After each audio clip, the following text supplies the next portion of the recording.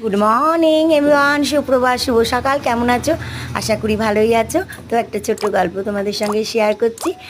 যে মঙ্গলবার দিনকার তো বজরংবলী পুজো করা হয়ই, আবার শনিবারও কেন করা হয়।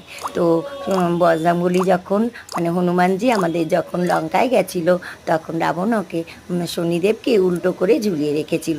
তো সেখান থেকে বজরংবলী তাকে উদ্ধার করে।